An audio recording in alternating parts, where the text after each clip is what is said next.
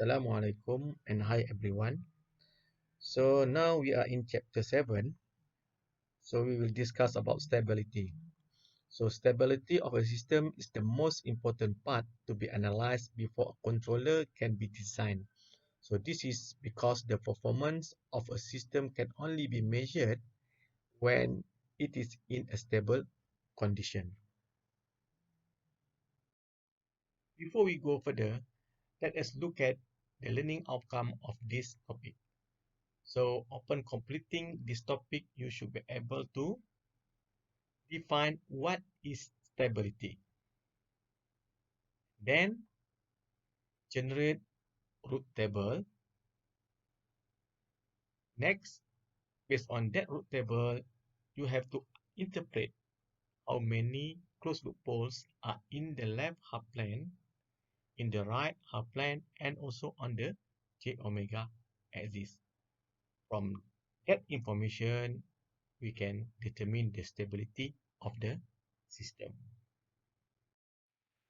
So as an introduction, the stability of a system is its ability to give the same output when used to measure a constant input over a period of time. It is the most important part to be analyzed before a controller can be designed. So if the system is in unstable condition, its output will not reach a steady state value and will instead head toward infinity. So this may cause damage to the system and might be danger in a certain system. So the output of the system can be controlled if the steady state response consists of force response. So just to revise from the previous chapter, so in actual, the total response of the system is the sum of the force and natural response as indicated in this equation. Let us look at the definition of stability in control system. So a system is said to be stable if natural response approach zero as time approach infinity. So we can illustrate like this. So when we put this kind of input, step input to the system, so if we get the output like this, so the system can be said in stable condition because as you can see here, so this natural response approach zero as time approach infinity. Also same for this one. So this natural response approach zero as time approach infinity. Next, a system is said to be unstable if natural response grows without bound as time approach infinity. So we can see like this. So this natural response grows up without bound. Also same for this one. And next, a system is said marginally stable if natural response neither decays nor grows, but remain constant like this. Remain constant or oscillate as time approach infinity. So that means this response is constantly oscillate till infinity. That we call system is marginally stable. Root Hurwitz criterion. Like I mentioned before, there are several methods that we can use to check the stability of the system. So one of the method that we can use is root Hurwitz criterion. So through this method, we can check the stability information without the need to solve for the closed loop system poles. So from this root Hurwitz criterion, we can identify how many closed loop poles are in the left half plane, right half plane, and also on the j omega axis. So based on this information, we can know either the system is stable, unstable, or marginally stable. So to implement this method, the characteristic equation of the system need to be obtained and then arrange it according to the specific rules in a table known as root table. For example, if the characteristic equation of the system is like this, so the arrangement of root table can be performed as follows. So we start with just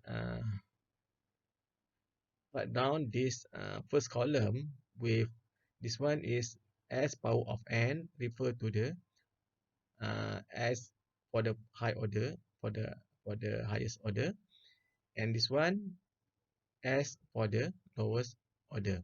So we just arrange like this, and then for the first row we just put the odd coefficient for this characteristic equation.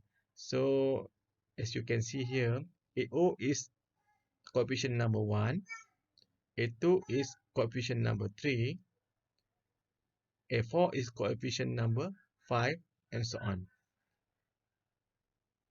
For the second row, we just put the even coefficient.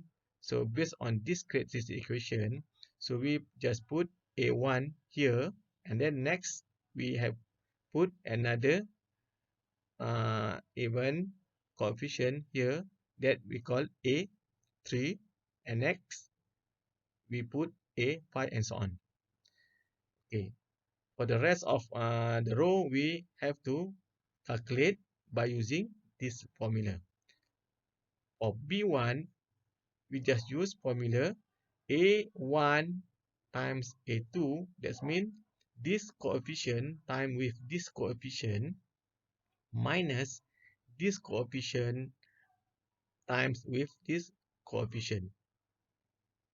Okay, and then all this we divide by this one, A1. Okay, same for B2 here, this one, this coefficient time with this coefficient minus this coefficient time with this coefficient, like this. Okay, all this we divide by A1, also A1. And also same for this one, B3. So this coefficient time with this coefficient minus this coefficient time with this coefficient, all this we divide by B1. Sorry, A1. So we get B3. And the same technique we can use to obtain C1, C2, and so on.